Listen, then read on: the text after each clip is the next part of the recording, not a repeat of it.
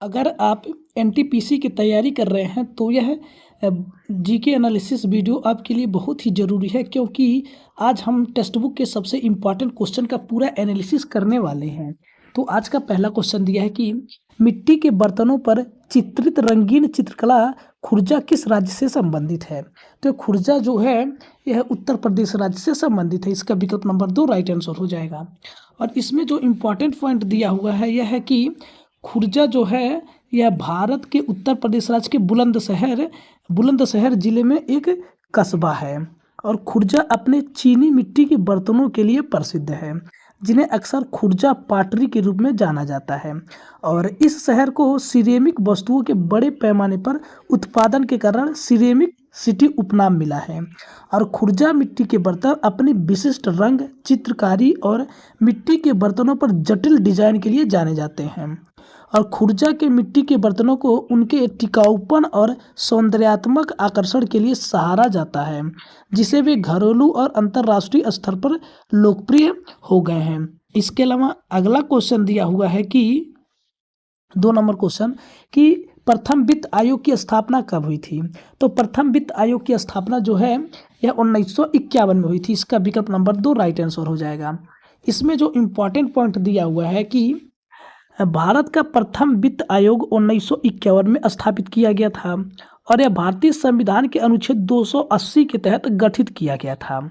और इसका प्राथमिक उद्देश्य केंद्र सरकार और अलग अलग राज्य सरकारों के बीच वित्तीय संबंधों को परिभाषित करना था। और केसी नियोगी वित्त आयोग के पहले अध्यक्ष थे और आयोग को केंद्र और राज्यों के बीच साझा किए जाने वाले करों की शुद्ध आय के वितरण की सिफारिश करने का काम सौंपा गया था। इसके अलावा अगला क्वेश्चन है कि 3 नंबर की निम्नलिखित में से कौन सी गैस शीतल पेय में शामिल है। तो ये जो है CO2 जो है शीतल गैस में शीतल पेय में शामिल है। इसका विकल्प नंबर 2 राइट आंसर होगा। इसमें जो इम्पोर्टेंट पॉइंट है यह है कि जैसा कि हम जानते हैं कि जब हम शीतल पेय की बोतल खोलते हैं तो उसमें से एक बुदबुदाहट निकलती है। ऐसा शीतल पेय में मौजूद गैस के कारण होता है। और शीतल पेय में कार्बन डाइऑक्साइड घुल जाती है, अतः विकल्प नंबर 2 सही हो जाएगा। विलायक में कार्बन डाइऑक्साइड की विलेयता जितनी अधिक होती है, विलायक और कार्बन डाइऑक्साइड गैस के बीच रासायनिक समानता के कारण होती है। इसके अलावा अगला क्वेश्चन है कि 4 नंबर क्वेश्चन की आवास और शहरी विकास निगम लिमिटेड ने शहरी बुनियादी ढांचे और सतत शहरी विकास को मजबूत करने के लिए किस संगठन के साथ एक समझौता ज्ञापन पर हस्ताक्षर किए हैं। तो यह जो है राष्ट्रीय शहरी कार्य संस्थान है। इसका विकल्प नंबर 3 राइट आंसर हो जाएगा। इसमें जो इम्पोर्टेंट पॉइंट है ये दिया हुआ है कि HUDCO ने शहरी बुनियादी ढांचे और सतत शहरी विकास पर सहयोग करने के लिए राष्ट्रीय शहरी कार्य संस्थान NIUA के साथ एक समझौता ज्ञापन पर हस्ताक्षर किए हैं। और शहरी बुनियादी ढांचा निवेश और HUDCO के शहरी निवेश विंडो से संबंधित कार्यक्रमों को बढ़ावा देने के लिए 24 नवंबर को समझौता ज्ञापन पर हस्ताक्षर किए गए थे। और यह साझेदारी सेमिनार, कार्यशालाओं, सम्मेलनों और संयुक्त अनुसंधान पहलों के माध्यम से क्षमता निर्माण पर भी केंद्रित है। और यह समझौता गैर बाध्यकारी है और 5 साल तक वैध रहेगा। समझौता ज्ञापन सतत शहरी विकास परियोजनाओं के समर्थन करने के लिए बहुपक्षीय वित्त पोषण एजेंसियों के साथ सहयोग का पता लगाता है। इसके अलावा अगला क्वेश्चन है कि इंडिया आफ्टर लिमिटेड IOL ने हाल ही में भारत में 2 महत्वपूर्ण युद्ध सक्षम प्रणालियों को विकसित करने के लिए एक सहयोग समझौते पर हस्ताक्षर किए। यह समझौता किस कंपनी के साथ किया गया था। तो यह समझौता जो है सैफरन इलेक्ट्रॉनिक्स एंड डिफेंस के साथ किया गया था। इसका विकल्प नंबर 3 राइट आंसर हो जाएगा। इसमें जो इम्पोर्टेंट पॉइंट है यह दिया हुआ है कि इंडिया आफ्टर लिमिटेड IOL ने सैफरन इलेक्ट्रॉनिक्स एंड डिफेंस के साथ एक सहयोग समझौते पर हस्ताक्षर किए। इस समझौते का उद्देश्य मेक इन इंडिया पहल के तहत महत्वपूर्ण युद्ध सक्षम प्रणालियों को विकसित करना है। और यह सहयोग इंडिया आफ्टर लिमिटेड और सैफरन इलेक्ट्रॉनिक्स एंड डिफेंस के बीच है। और भारत में 2 उन्नत युद्ध प्रणालियों का विकास किया जाएगा। इन प्रणालियों में सिग्मा 30 यानी digital ring laser gyro inertial navigation system शामिल है। और तोपखाने और एंटी ड्रोन सिस्टम के लिए CM-3MR डायरेक्ट फायरिंग साइट भी समझौते का हिस्सा है। इसके अलावा इसमें जो और इम्पोर्टेंट पॉइंट है यह है कि इंडिया आफ्टर लिमिटेड आयुल रक्षा मंत्रालय के तहत एक मिनी नवरत्न रक्षा PSU है। और सेफ्रन इलेक्ट्रॉनिक्स एंड डिफेंस एक वैश्विक फ्रांसीसी रक्षा और एरोस्पेस कंपनी है। सिग्मा 30 यानी प्रणाली का उपयोग मिसाइलों, रडार, तोपखाने और वायु रक्षा प्लेटफार्मों में किया जाता है। और यह सहयोग महत्वपूर्ण रक्षा प्रौद्योगिकियों में भारत की आत्मनिर्भरता को मजबूत करता है। इसके अलावा अगला क्वेश्चन दिया हुआ है कि निम्न में से किस मुगल शासक ने ब्रिटिश ईस्ट इंडिया कंपनी को सूरत में व्यापारिक चौकी स्थापित करने की इजाज़त दी? तो यह जो है जहांगीर है। इसका विकल्प नंबर 3 राइट आंसर हो जाएगा। इसमें जो इम्पोर्टेंट पॉइंट है यह दिया हुआ है कि अंग्रेजी ईस्ट इंडिया कंपनी को सूरत में परिचालन स्थापित करने के लिए 1613 में मुगल सम्राट जहांगीर से प्राधिकरण प्राप्त हुआ। और ब्रिटिश ईस्ट इंडिया कंपनी मसालों का व्यापार करने के लिए भारत आई थी, जो उस समय यूरोप में एक महत्वपूर्ण वस्तु थी और इसका उपयोग मांस को संरक्षित करने के लिए भी किया जाता था। इसके अलावा उनकी मुख्य व्यापारिक गतिविधियों में अफीम, चाय, रेशम, कपास और इंडिगो डाई शामिल है। कप्तान विलियम हॉकिंस ने 1613 में मुगल सम्राट जहांगीर से फरमान प्राप्त किया, जिससे अंग्रेजों को सूरत में एक कारखाना बनाने की अनुमति मिली। और जेम्स प्रथम के राजदूत थॉमस रो को 1615 में जहांगीर से एक शाही फरमान मिला था ताकि वह पूरे मुगल साम्राज्य में व्यापार कर सके और उद्यम स्थापित कर सके। और इसमें जहांगीर के बारे में थोड़ा सा जानकारी यह है कि 30 अगस्त 1569 को जहांगीर का जन्म मरियम उज जमामी और अकबर के घर हुआ था। और सुल्तान मोहम्मद सलीम को फतेहपुर सीकरी के शेख सलीम चिश्ती के सम्मान में यह नाम दिया गया था और उन्हें अकबर द्वारा शेख बाबू के नाम से जाना जाता था। उसने ताजपोशी के बाद नूरुद्दीन मोहम्मद जहांगीर बादशाह गाजी नाम अपनाया। और अकबर के एकमात्र जीवित पुत्र जहांगीर ने अपने पिता के निधन के बाद 34 वर्ष की आयु में 1605 में गद्दी संभाली। और इसके अलावा अगला क्वेश्चन यह है कि 2011 की जनगणना के अनुसार भारत के निम्नलिखित में से किस जिले में साक्षरता दर सबसे अधिक है? तो यह जो है रेछिप में सबसे ज़्यादा थी। इसका विकल्प नंबर 4 राइट आंसर हो जाएगा। इसमें कह रहा है कि इसमें जो इम्पोर्टेंट पॉइंट है कि शेरछिप मिजोरम में स्थित जिला है, जिसकी 2011 की जनगणना के अनुसार भारत में साक्षरता दर सबसे अधिक है। और शेरछिप की साक्षरता दर 98.76% है, जो भारत के सभी जिलों में सबसे अधिक है। और शेरछिप के बाद मिजोरम में ही स्थित आइजोल जिला है, जिसकी साक्षरता दर 98.50% है। और शेरछिप में उच्च साक्षरता दर राज्य सरकार द्वारा शिक्षा कार्यक्रमों और नीतियों के प्रभावी कार्यान्वयन के कारण है। और शेरछिप में शिक्षा को प्राथमिकता दी जाती है, जिसमें प्राथमिक और उच्च शिक्षा दोनों पर जोर दिया जाता है। इसके अलावा जो एडिशनल जानकारी है यह है कि 2011 की जनगणना का डेटा भारत के विभिन्न जिलों और राज्यों में साक्षरता दर का विस्तृत विश्लेषण प्रदान करता है। कुल मिलाकर 2011 की जनगणना के अनुसार भारत में साक्षरता दर 74.04% है, जिसमें केरल राज्य की साक्षरता दर 93.91% है। और प्रभावी शिक्षा नीतियां, सामुदायिक भागीदारी और बुनियादी ढांचे पर विकास कुछ जिलों और राज्यों में उच्च साक्षरता दर में योगदान देने वाले प्रमुख कारक हैं। और अगला क्वेश्चन है कि भारतीय संविधान के अनुसार संघ का प्रमुख कौन होता है?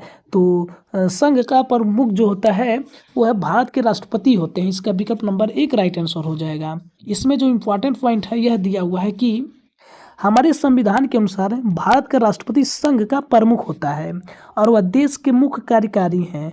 अनुच्छेद 55(3) के अनुसार अनुपातिक प्रतिनिधित्व प्रणाली के अनुपालन में उन्हें एकल हस्तांतरणीय वोट के साथ निर्वाचक मंडल द्वारा चुना जाता है। और वह कार्यकाल में 5 साल का कार्यकाल पूरा करता है। और राष्ट्रपति की योग्यताएं, वह भारत का नागरिक होना चाहिए, उसकी कम से कम आयु 35 वर्ष होना चाहिए और लोकसभा के लिए चुनाव के लिए पात्र होने के लिए आवश्यकताओं को पूरा करना चाहिए।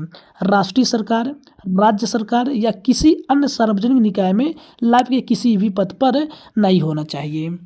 इसके अलावा भारत का प्रधानमंत्री केंद्र में सरकार का प्रमुख होता है। कह रहा है कि अनुच्छेद 75 के तहत उसे भारत के राष्ट्रपति द्वारा नियुक्त किया जाता है यदि उसे लोकसभा सदस्यों के बहुमत का विश्वास प्राप्त हो। वह राष्ट्रपति को राज्यपाल पद के लिए किसी व्यक्ति के नाम की अनुशंसा कर सकता है। और अनुच्छेद 74(1) में कहा गया है कि राष्ट्रपति को सहायता और सलाह देने के लिए एक मंत्रिपरिषद होगी जिसका मुखिया प्रधानमंत्री होगा। और भारत के मुख्य न्यायाधीश CJI संविधान के अनुच्छेद 124 के खंड 2 के तहत भारत के राष्ट्रपति CJI की नियुक्ति करते हैं और CJI के रूप में सेवा करने के लिए योग्य समझे जाने वाले सर्वोच्च न्यायालय के वरिष्ठतम न्यायाधीश को इस पद पर नियुक्त किया जाता है। और अगला क्वेश्चन है कि भगवान गणेश के सम्मान में मनाई जाने वाली गणेश चतुर्थी हिंदू महीने में मनाई जाती है। तो यह जो है भादों में मनाई जाती है, भाद्रपद में। इसका विकल्प नंबर 3 राइट आंसर हो जाएगा। इसमें जो इम्पोर्टेंट पॉइंट दिया हुआ है यह है कि गणेश चतुर्थी बुद्धि, समृद्धि और सौभाग्य के देवता भगवान गणेश के सम्मान में मनाया जाने वाला एक प्रमुख हिंदी त्यौहार है और हिंदू महीने भाद्रपद में मनाया जाता है जो ग्रेगोरियन कैलेंडर में अगस्त और सितंबर के बीच आता है। और यह त्यौहार आमतौर पर 10 दिनों तक चलता है और सबसे बड़ा उत्सव आखिरी दिन होता है जिसे अनंत चतुर्दशी के नाम से जाना जाता है। और त्यौहार के दौरान लोग अपने घरों और सड़कों को रंगीन सजावट से सजाते हैं और भगवान गणेश के लिए विशेष भोजन प्रसाद तैयार करते हैं और जुलूस और सांस्कृतिक कार्यक्रमों में भाग लेते हैं। इसके अलावा अगला क्वेश्चन है कि 25 डिग्री सेल्सियस फ़ारेनहाइट स्केल पर कितने डिग्री के बराबर है। तो यह जो है 77 डिग्री के बराबर है। इसका विकल्प नंबर 4 राइट आंसर हो जाएगा। इसके अलावा अगला क्वेश्चन है कि दिए गए विकल्पों में से सही कथन का चयन करें। तो इसमें जो सही कथन है यह है केरल के तटीय क्षेत्रों में दिन और रात के तापमान में बहुत कम अंतर होता है। इसका राइट आंसर है। और इसमें जो इम्पोर्टेंट पॉइंट है यह कह रहा है कि देख लीजिए, केरल भारत के दक्षिणी भाग में स्थित एक राज्य है और यह अपने तटीय क्षेत्रों के लिए जाना जाता है और समुद्र की निकटता के कारण केरल के तटीय क्षेत्रों में दिन और रात के बीच बहुत कम तापमान अंतर के साथ मध्यम जलवायु का अनुभव होता है। केरल के तटीय क्षेत्रों में तापमान पूरे वर्ष 20 डिग्री सेल्सियस से 30 डिग्री सेल्सियस तक रहता है जो इसे एक लोकप्रिय पर्यटन स्थल बनाता है। और केरल के तटीय क्षेत्रों में भी मानसून के मौसम के दौरान भारी वर्षा होती है जो जून से सितंबर तक रहता है। इसके अलावा अगला क्वेश्चन है कि भारतीय सेना ने हाल ही में किस तकनीकी संस्थान के साथ सॉफ्टवेयर और SI आधारित समाधानों के विकास के लिए एक समझौते ज्ञापन MOU पर हस्ताक्षर किए हैं। तो वह जो है नेताजी सुभाष प्रौद्योगिकी विश्वविद्यालय पर हस्ताक्षर किए हैं। इसका विकल्प नंबर 4 राइट आंसर हो जाएगा। इसमें जो इम्पोर्टेंट पॉइंट है यह दिया है कि भारतीय सेना ने नेताजी सुभाष प्रौद्योगिकी विश्वविद्यालय NSUT के साथ एक समझौते ज्ञापन पर हस्ताक्षर किए और यह सहयोग सेना के लिए सॉफ्टवेयर और SI आधारित समाधान विकसित करने पर केंद्रित है। समझौता ज्ञापन पर भारतीय सेना और NSUT के बीच हस्ताक्षर किए गए। इस साझेदारी का उद्देश्य सॉफ्टवेयर और आर्टिफिशियल इंटेलिजेंस आधारित समाधान विकसित करना है और NSUT के छात्र और संकाय सेना की लाइव समस्या समाधान परियोजनाओं पर काम करेंगे और यह पहल रक्षा संबंधी तकनीकी चुनौतियों में व्यवहारिक अनुभव प्रदान करेगी। और इसमें जो इम्पोर्टेंट पॉइंट है कि अगला है कि पाकिस्तान प्रस्ताव का मसौदा तैयार करने वाले मुस्लिम लीग के नेता कौन थे। तो उस समय मुस्लिम लीग के नेता सिकंदर हयात खान थे। इसका विकल्प नंबर 3 राइट आंसर हो जाएगा। अगला है कि सरोजनी नायडू डाडा में भारतीय राष्ट्रीय कांग्रेस की पहली भारतीय महिला अध्यक्ष चुनी गई। तो वह जो है कानपुर में चुनी गई थी। इसका विकल्प नंबर 1 राइट आंसर हो जाएगा। इसमें जो इम्पोर्टेंट पॉइंट है कि सरोजिनी नायडू एक भारतीय राजनीतिक कार्यकर्ता, कवि और स्वतंत्रता के लिए भारत के संघर्ष में प्रमुख नेता थी और वह भारतीय राष्ट्रीय कांग्रेस की पहली भारतीय महिला अध्यक्ष थी। वे एक विपुल कवियत्री थी। उसने the golden threshold, the word of time लिखा। उन्हें भारत कोकिला के नाम से भी जाना जाता था। और भारतीय राष्ट्रीय कांग्रेस भारत में एक राजनीतिक दल है जिसे 1885 में स्थापित किया गया था और कांग्रेस के पहले अध्यक्ष बिमोश चंद्र बनर्जी थे और जवाहरलाल नेहरू कांग्रेस पार्टी पर हावी रहे और कई चुनाव जीते। इसके अलावा अगला क्वेश्चन है कि भारत विश्व व्यापार संगठन WTO का सदस्य कब से है? तो यह जो है 1995 से है। इसका विकल्प नंबर 2 राइट आंसर हो जाएगा। और अगला है कि सांविधिक तरलता अनुपात SLR में कमी के साथ राख प्रवाह में होता है, तो यह जो है वृद्धि होता है। और अगला है कि पुष्यमित्र अंतिम मौर्य सम्राट बृहदस्त का सेनापति था जिसने राजा को मार डाला और एक नए राजवंश की स्थापना की। निम्नलिखित में से उनका वंश कौन सा था? तो उनका वंश जो है शुंग वंश था। इसका विकल्प नंबर 1 राइट आंसर हो जाएगा।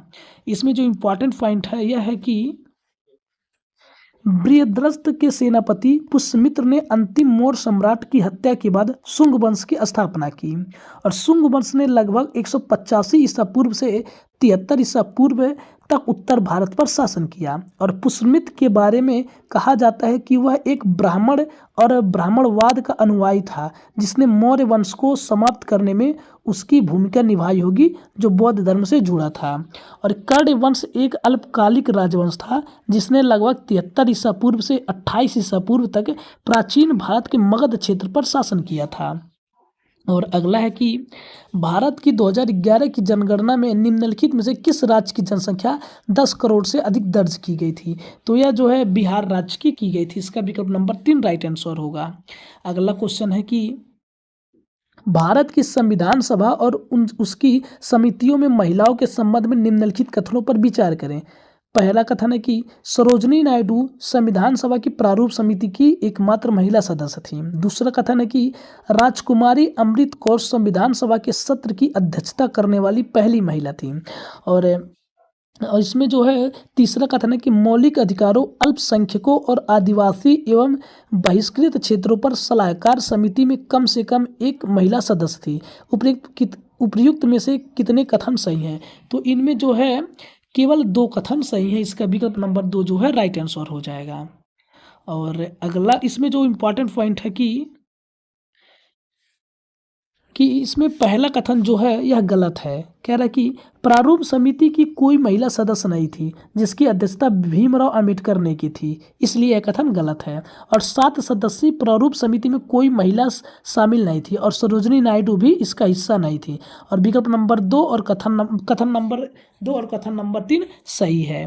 इसके अलावा अगला क्वेश्चन है कि भारतीय सार्वजनिक क्षेत्र के उद्यम राइट्स लिमिटेड ने हाल ही में किस देश की सरकार के साथ रेलवे और परिवहन बुनियादी ढांचे को आधुनिक बनाने के लिए एक समझौता ज्ञापन पर हस्ताक्षर किए? तो वह जो है बोत्सवाना में की है। इसका विकल्प नंबर 4 राइट आंसर होगा।